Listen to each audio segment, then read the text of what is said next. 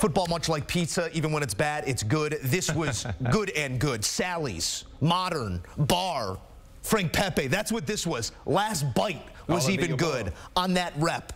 Talk to me about this matchup, Mac, because this was a measuring stick. These are two teams that want to represent the conference and ostensibly could. Yeah.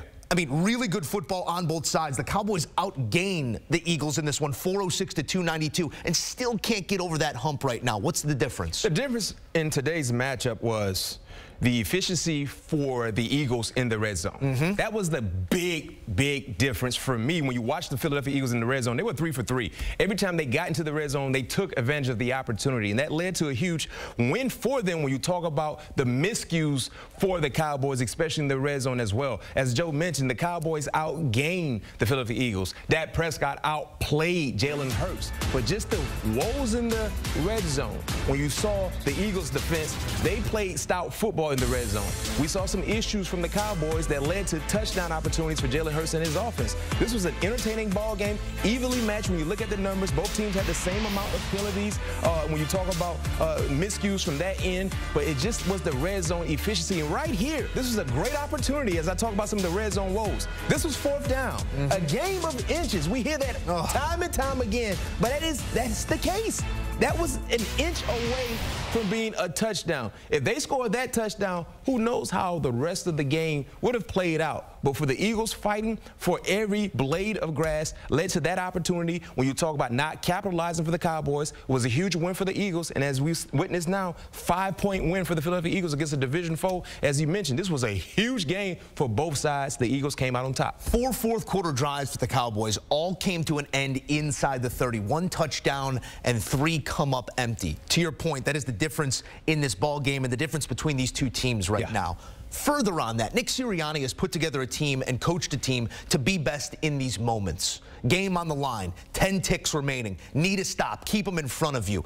How have you assessed him? I mean, we've talked about all these year 2, year 3 coaches in a negative realm when they need to be talked about. But positive here on Nick Sirianni has to be said loud as well. He has his team prepared to the utmost. No question. I think when you talk about where Nick Sirianni is compared to that first press conference when he was talking about trees and the roots. I mean, he's night and day. He's a guy that has taken advantage of the opportunity. He's a leader of men.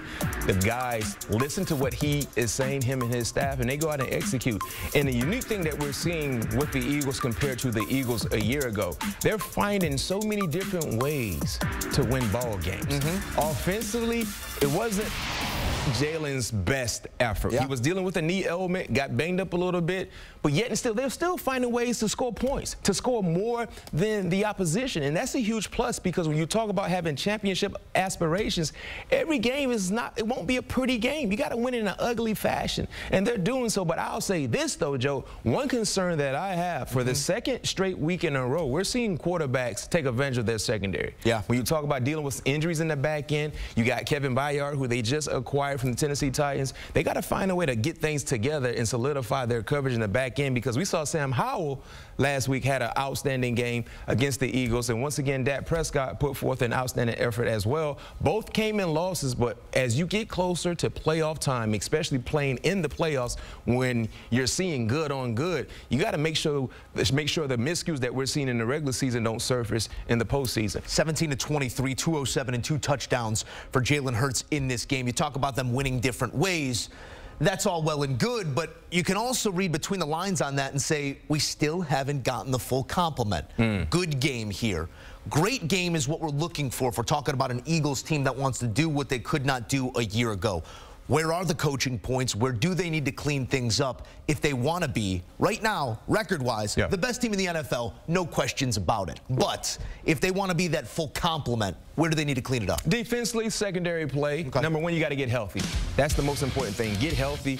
That's the key. Then outside of getting healthy, just being better in your coverage. And also, too, when you look at the success they had last year, Joe, defensively, it started with the front. The guys putting pressure on opposing quarterbacks. They did a phenomenal job in doing that week in and in, week out, and they sacked Dak Prescott 5 times today. That was a plus. But remember, that unit last year had, 70+ sacks, if I'm not mistaken, and that led to a lot of big-time opportunities for the guys in the back end. So shoring up your secondary coverage is huge, finding ways to continue to put pressure on opposing quarterbacks like you did last year, and eventually the offense, getting Jalen healthy. Because right now, it's safe to say, anytime you see a quarterback that's an athletic guy like Jalen Hurts playing with a Dan Marino knee brace on, something is not together. But yet and still, he's going out, he's fighting, he's competing, and he's doing what he needs to do. But finding a way to get him healthy as well, because when he is healthy, he automatically becomes a +1 in the running game. That's another dimension that you have to worry about when you're facing the Philadelphia Eagles, and that's one luxury they have that a lot of offenses don't have. An outstanding quarterback that can be implemented as a +1 in the running game that you cannot account for. You can find negatives in a win, you could find positives in a loss, but it is a results-based business, and this one, again, goes to the Philadelphia Eagles. But a lot of positives to take away here for a Dallas team that's squarely in that playoff picture as well. I want to talk to you about CeeDee Lamb, because we've talked in weeks past about his production, but here in this game, on 16 targets, 11 grabs for a $191. Doesn't see the end zone. But CeeDee has been about as unguardable as anybody in this game. Where have you seen the development in his skill set here over the last 12 months? Well, the way they're moving him around over the last few weeks has been important to his success. We know what type of talent he is, individually speaking. CeeDee Lamb is a wide receiver 1. I can care less what other people might say or think. He is a wide receiver 1. But when you just neutralize him and just put him on one side of the football field, you make it easy for DCs and defensive players to kind of take him out of the ball game, move him around like we saw today, and give him his targets. I think he had 170 yards or something like that. And also, too, what about Ferguson? Ferguson showed up and it became a reliable pass catcher for Dak Prescott in the aerial attack as well. So now they're kind of getting things going rhythm-wise. I would love to see Brandon Cooks come to the party, right? I would love to see him show up and become that big play maker down the football field that his offense is lacking, because we know he has the speed to get behind guys in the back end, but we just haven't really seen that. And lastly, for me, when is Tony Pollard going to get to the party? You took the words out of my mouth. That's the thing. When you talk about Tony Pollard, even a year ago or 2 years ago, before he became the featured guy, anytime he got the football in his hands, he provided juice, energy, a burst. For whatever reason, we're not seeing the Tony Pollard that we've seen in years past with this offense. And they need to find a way to get the running game going, because it's difficult just to be one-dimensional. Everything else for that offense showed up today. Dak Prescott showed up. CeeDee Lamb showed up. Ferguson showed up. Tony Pollard, you're in a franchise year. You're playing under a franchise tag. This is a huge money year for you. At some point in time, you got to find a way to show your worth and earn your keep, because this offense needs you. For them to get to where they're trying to go, that running game has to show up at some point. Week 9. We are halfway home. We could start having these types of conversations when it's regarding playoffs, power rankings, where we situate these teams.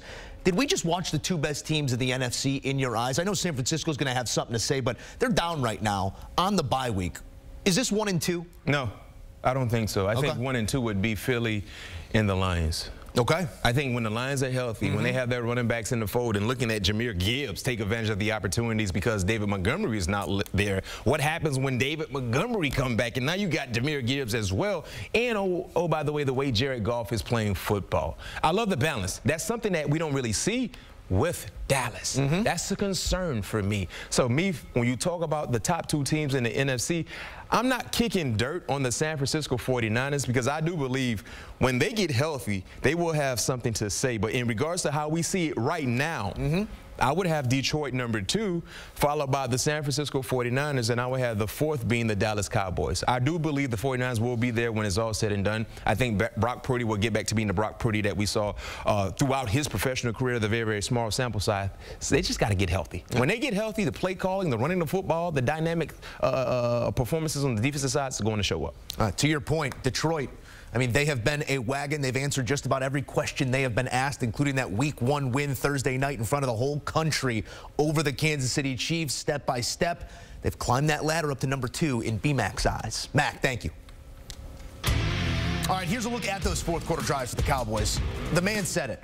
Red zone effectiveness for the Eagles, the difference in this game. Now, not all of these drives came to a close in the low red, but maybe the green, the high red. Red is not good. Red is not good. Downs, fumble. They did have a touchdown. One came up an inch short. Dak going for the pylon on another, but Those 3 drives coming up empty. The difference in this ballgame.